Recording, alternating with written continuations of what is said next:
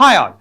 This limit problem, you can see that it's appeared in 2014 main paper where we need to apply this problem. Now see that here if I substitute x equal to 0, we get it as sine pi divided by 0. So obviously 0 by 0 form. But here directly applying L'Hopital rule is not that easy, right? Because if you do that, you have to differentiate it. Now that differentiation obviously takes little bit of effort because sine is a function of cos square. So if I differentiate, it became cos pi cos square into 2 cos x sin x, right? So it's became bigger, right? It's not becoming smaller, right? So that's why you just do some little manipulation on this problem and then we'll go ahead and solve it, okay? So let's see that. So here we'll have that limit x tends to 0, sine of pi of cos square x divided by x square. Okay, so that's the problem. Now see that the whatever there inside the bracket, that cos square x, that now can easily be converted as sine. So limit x tends to 0, we can easily write it as sine of pi of 1 minus sine square x. That's it.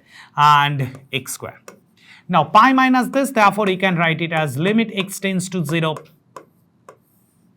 sine pi minus pi sine square x divided by x square. So here we can apply that it is actually sine of pi minus theta, right? So theta is equal to pi sine square x. Now sine pi minus theta means that it lies in the second quadrant. As the angle lies in the second quadrant, this problem is now reduces to limit x tends to 0, sine of sine square x divided by x square. That's it. So it's very similar to that, but obviously I will say means that here pi is there. It's very similar to that, but little bit more simple. Okay, why so? Let's see that. So here with this last line can easily be written as limit x tends to 0. I forcefully divide that by sine x function. So sine pi sine square x. So this is the argument for this sine function. So I divide by the argument pi sine square x multiplied by, now we'll write pi sine square x divided by x square. So therefore this function can easily be written as limit x tends to 0. See, pi is a constant, so take out from that limit. So 1 by pi limit x tends to 0, sine pi sine square x divided by pi sine square x,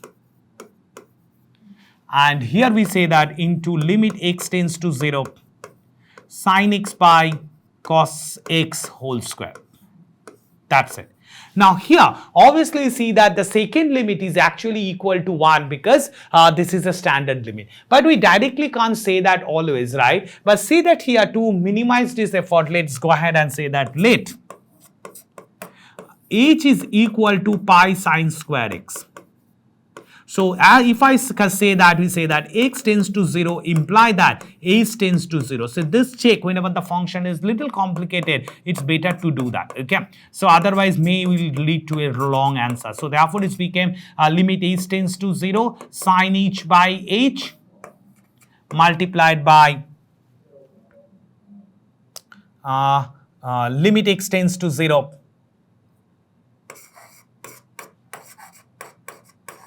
sine x by x whole square.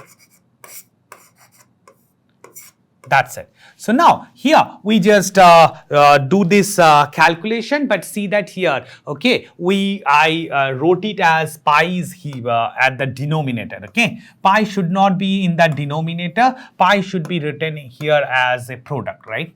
Obviously, because see that here we need to consider pi, and that pi in the denominator, that numerator, that will come out, right? Because we wrote it as sine x by x square. This pi will be kept as it is because otherwise we cannot say that it is sine h divided by h, okay? That's it. So therefore you can say that now this limit gives me 1 into 1, and that's why it became pi.